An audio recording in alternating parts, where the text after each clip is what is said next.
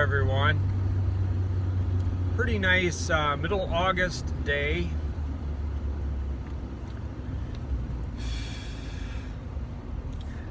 I know my channel only has 370 subscribers. You know, big deal. That's just small compared to a lot of other channels. I see some new channels. They're a month old and they quickly have over 1,000 subscribers. But look at me, almost 16 years and 370. Wow. We're rocking now. Anyway, today's video, some of you would be surprised. I think maybe some others would not. Okay, this guy's gonna let me into the left lane. Oh, nice of him, driving a nice new Chevy truck.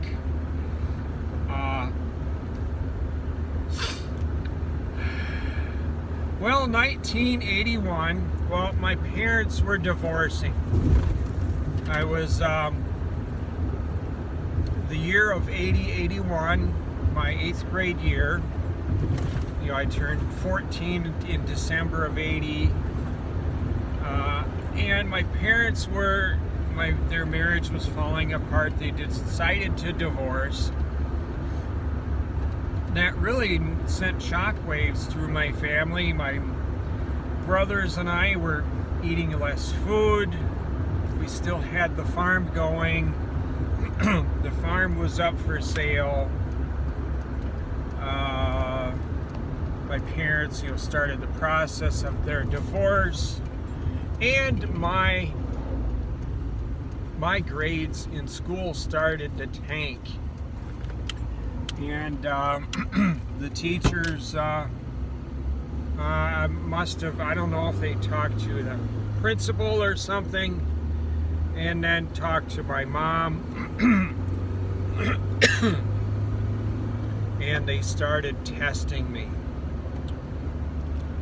And I had one IQ test that was just right borderline genius IQ. I think that was the one that had the I'm sorry about clearing my throat. The threshold for genius is, I think on that one was 140. Then I had another IQ test in which the threshold for genius was 150, and I scored right on genius on that one too. And then my parents announced that to my brothers, and my brothers were like, "What? Huh?" And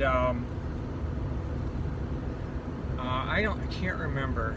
I can't remember if I was at the dining table when they announced that. I'm sure I have 5 brothers, no sisters. I'm sure I have several brothers who would also test a genius level IQ. There's a lot of good brains in my family. A lot of good smarts in uncles that I had that have passed away. I have one brother who is doubted. I'm not going to name him, who has doubted this genius IQ score that I was given twice in my 8th grade year. And I don't know why he thinks that. He himself is a very smart person. There's not a single dumb one among us, me and my siblings. My math ability on one of those tests that I took, those tests in 8th grade, my math ability was at a 2nd year college level, one of those tests. And in pretty much every math class I have ever taken, I was either the number 1 or number 2 student in that class on math ability and scores.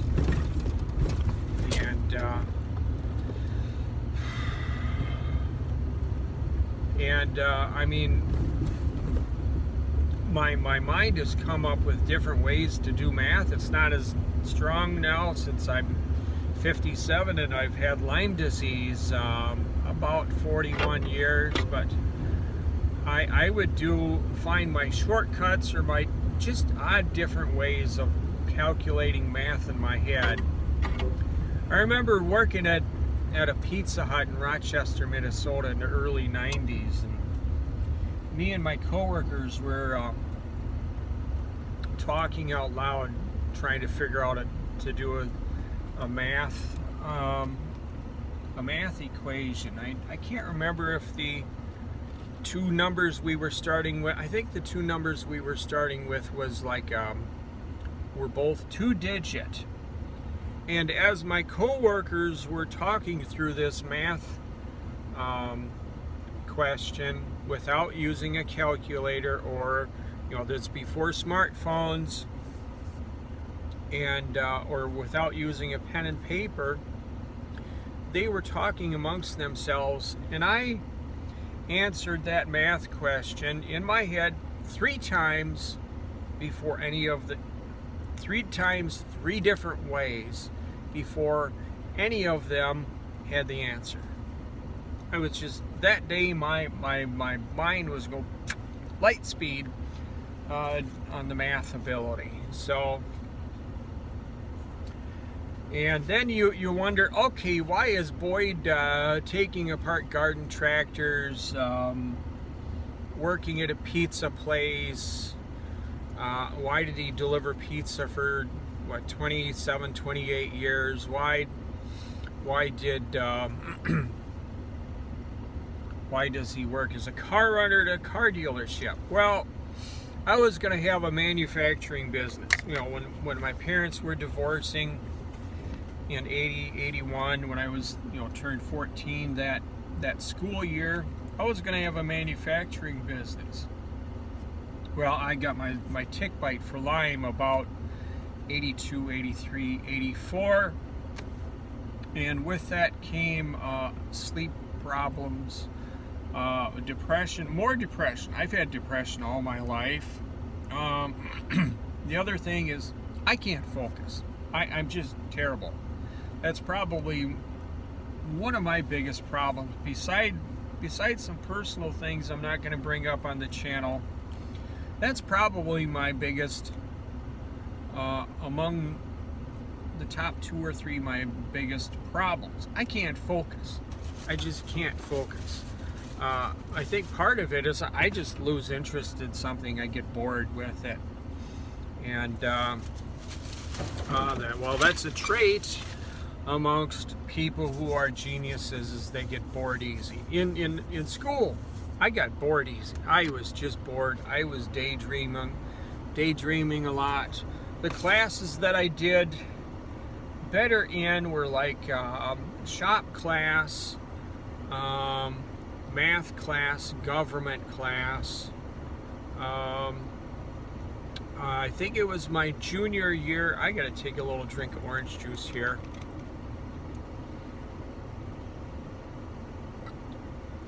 My junior year in school, I think it was my junior year, I had auto shop class. And there was in the classroom teaching, and then there was out in the shop work, do a brake job on your car, that kind of thing. Except the year I was in was the first year that shop class was only allowed to be an hour long. Previous to that year, they had shop class that lasted 2 hours. And well, it's really hard to do or get into class, pull your vehicle into shop, do a rear brake job on it in 1 hour. And the teacher hated that fact. Anyway, I got off track there. But at the end of the year, there was an end of the year test for auto shop class, and it was a big, long test, and I was amongst 5 different, there was 5 hours for different classes, 5 different hours. I think the teacher had 1 hour off, and one of my classmates told me that the shop class teacher said that Boyd had the highest score out of all 5 of those classes, and he said that the next lower score below mine was noticeably lower. So I had the highest score out of 5 classes. Anyway. I was going to have a manufacturing business, when I was 14, that year, that 81, when I turned 14, I decided I was going to have a manufacturing business, and I didn't know what I was going to manufacture. My goal was I wanted to bring a new product to the world, but I didn't know what it was. But I was going to go to college for mechanical engineering. I went to Rochester Community College in the fall of Rochester, Minnesota. I think they have a different name for it now. The fall of '87, I went there, and I was having really bad depression problems, and of course that was from the Lyme disease. At that point I had Lyme disease about 3, 4, 5 years, and of course I didn't learn it until 2013. But I remember, I had my first car, my '79 Mustang Indy Pace car, V8 4-speed. I had a lot of fun with that car, and I still would be walking out to my car. I was so depressed. Well, I hated school. I graduated school 1985, second to last out of all of my class of like 350 students, Rochester Mayo. And so '87, I go back to a community college. I take English class and math class, and it was like, why am I taking this? I know this stuff. And but yet there was this one punk kid that would be sitting. He'd be hanging around with his friends just right inside the entryway to this college, and he'd make fun of me as I walked in. I just couldn't believe it. We're in college now, we're adults, and there's this one asshole acting like he's about 8 years old, making smart ass remarks to people as they walk in. I can't remember. I think I might have said something to him a few times, but he was just one of those negative assholes that someone should have said, shut your fucking mouth. Pardon my French there. But maybe someone should have just, well, okay, what I was about to say might have gotten YouTube might have not liked what I was thinking of saying just now.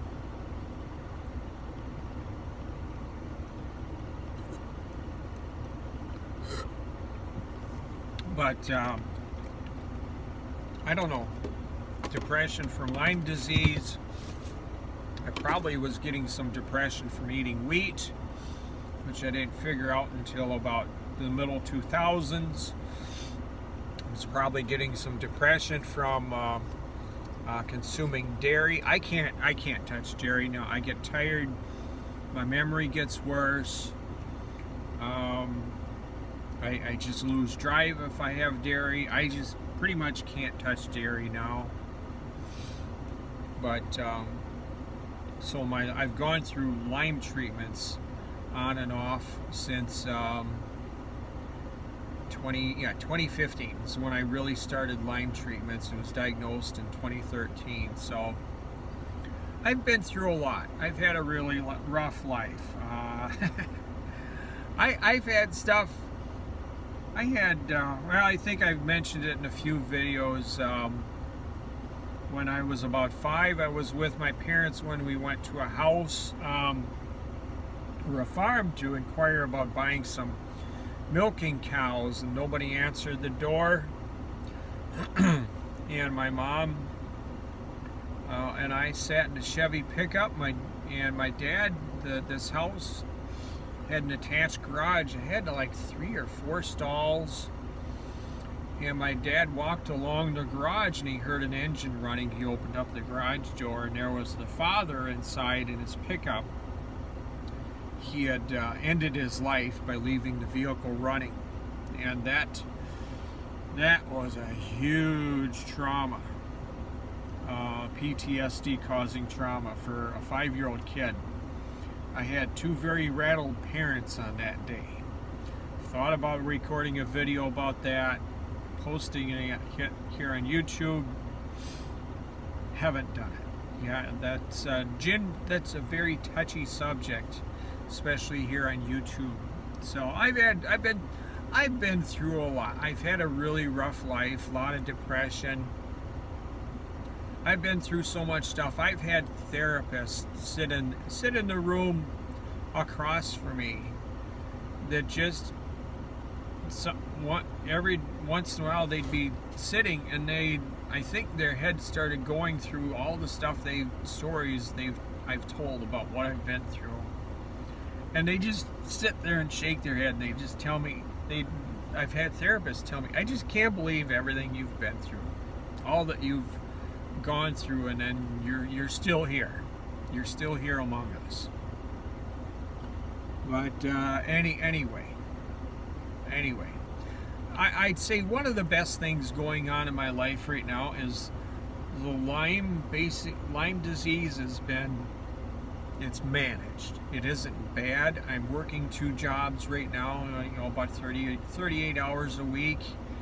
And the best thing is the depression, because the worse your Lyme is, the worse your depression is. And for my depression to be a lot lighter than it can be when my Lyme is worse is such a gift to me.